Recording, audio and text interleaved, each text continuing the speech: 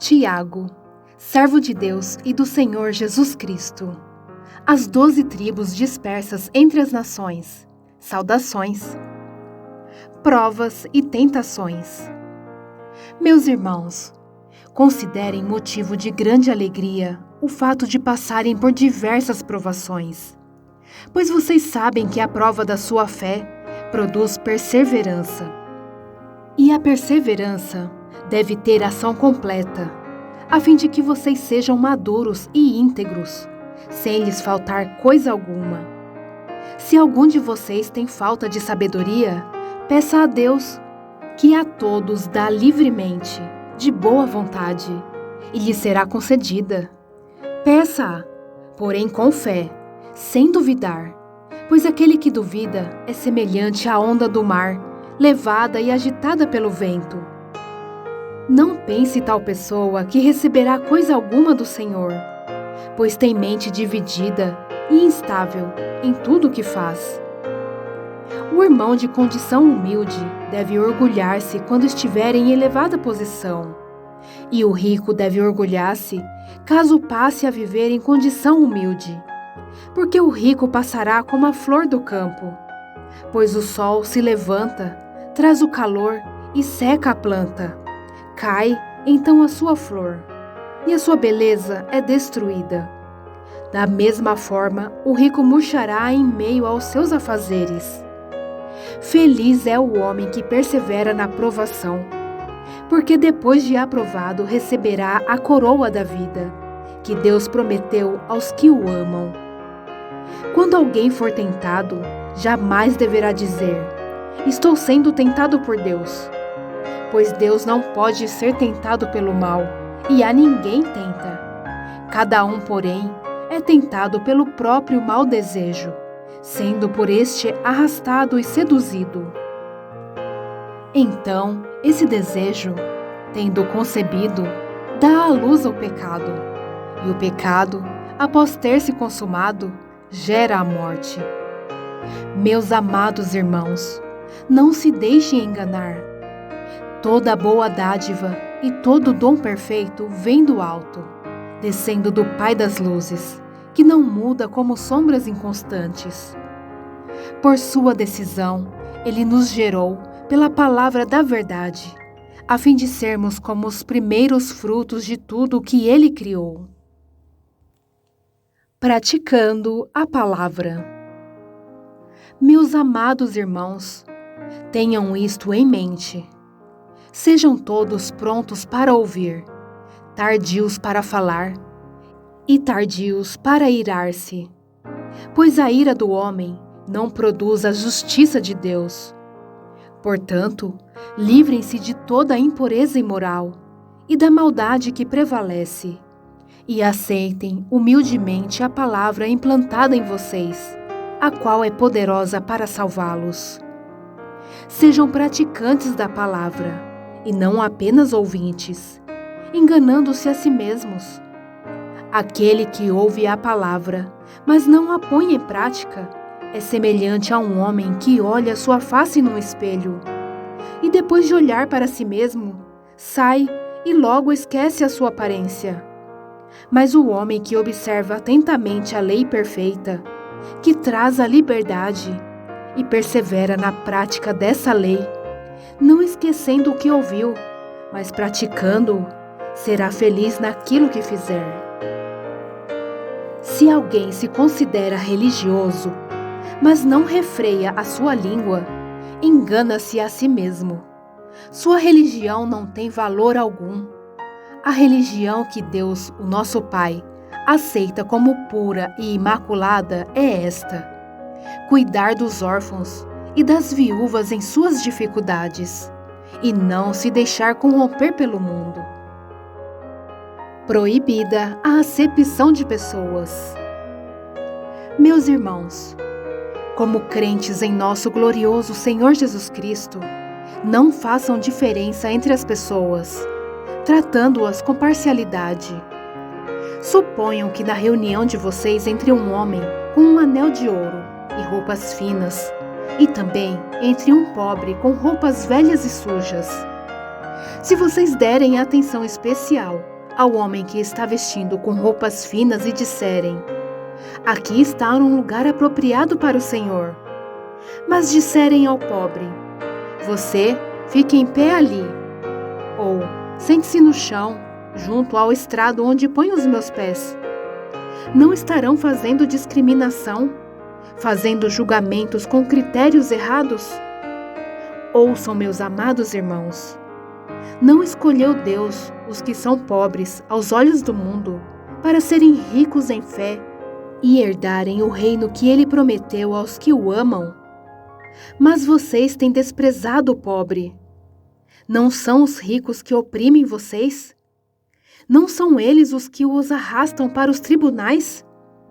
Não são eles que difamam o bom nome que sobre vocês foi invocado? Se vocês de fato obedecerem à lei do reino encontrada na Escritura que diz: ame o seu próximo como a si mesmo, estarão agindo corretamente. Mas se tratarem os outros com parcialidade, estarão cometendo pecado e serão condenados pela lei como transgressores. Pois quem obedece a toda a lei, mas tropeça em apenas um ponto, torna-se culpado de quebrá-la inteiramente. Pois aquele que diz: não adulterarás, também disse: não matarás. Se você não comete adultério, mas comete assassinato, torna-se transgressor da lei. Falem e ajam como quem vai ser julgado pela lei da liberdade, porque será exercido juízo sem misericórdia sobre quem não foi misericordioso. A misericórdia triunfa sobre o juízo. Fé e obras. De que adianta, meus irmãos, alguém dizer que tem fé, se não tem obras? Acaso a fé pode salvá-lo? Se um irmão ou irmã estiver necessitando de roupas e do alimento de cada dia, e um de vocês lhes disser: vá em paz, aqueça-se e alimente-se até satisfazer-se, sem porém lhe dar nada, de que adianta isso? Assim também a fé, por si só, se não for acompanhada de obras, está morta. Mas alguém dirá: você tem fé, eu tenho obras. Mostre-me a sua fé sem obras, e eu lhe mostrarei a minha fé pelas obras. Você crê que existe um só Deus? Muito bem, até mesmo os demônios creem e tremem. Insensato! Quer certificar-se de que a fé sem obras é inútil? Não foi Abraão, nosso antepassado, justificado por obras, quando ofereceu seu filho Isaque sobre o altar? Você pode ver que tanto a fé como as obras estavam atuando juntas, e a fé foi aperfeiçoada pelas obras. Cumpriu-se assim a Escritura que diz: Abraão creu em Deus, e isso lhe foi creditado como justiça. E ele foi chamado amigo de Deus. Vejam que uma pessoa é justificada por obras e não apenas pela fé. Caso semelhante é o de Raabe, a prostituta. Não foi ela justificada pelas obras quando acolheu os espias e os fez sair por outro caminho? Assim como o corpo sem espírito está morto, também a fé sem obras está morta. O domínio sobre a língua. Meus irmãos, não sejam muitos de vocês mestres, pois vocês sabem que nós, os que ensinamos, seremos julgados com maior rigor. Todos tropeçamos de muitas maneiras. Se alguém não tropeça no falar, tal homem é perfeito, sendo também capaz de dominar todo o seu corpo. Quando colocamos freios na boca dos cavalos, para que eles nos obedeçam, podemos controlar o animal todo. Tomem também como exemplo os navios. Embora sejam tão grandes e impelidos por fortes ventos, são dirigidos por um leme muito pequeno, conforme a vontade do piloto. Semelhantemente, a língua é um pequeno órgão do corpo, mas se vangloria de grandes coisas. Vejam como um grande bosque é incendiado por uma simples fagulha. Assim também, a língua é um fogo. É um mundo de iniquidade. Colocada entre os membros do nosso corpo, contamina a pessoa por inteiro, incendeia todo o curso de sua vida, sendo ela mesma incendiada pelo inferno.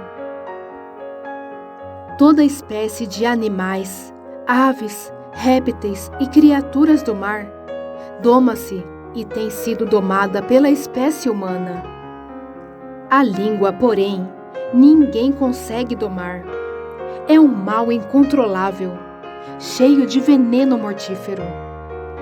Com a língua bendizemos o Senhor e Pai, e com ela amaldiçoamos os homens, feitos à semelhança de Deus. Da mesma boca procedem bênção e maldição. Meus irmãos, não pode ser assim. Acaso podem sair água doce e água amarga da mesma fonte? Meus irmãos, pode uma figueira produzir azeitonas, ou uma videira figos? Da mesma forma, uma fonte de água salgada não pode produzir água doce. Os dois tipos de sabedoria.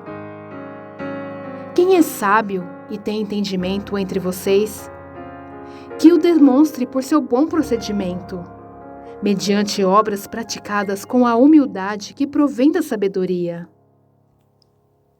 Contudo, se vocês abrigam no coração inveja amarga e ambição egoísta, não se gloriem disso, nem neguem a verdade.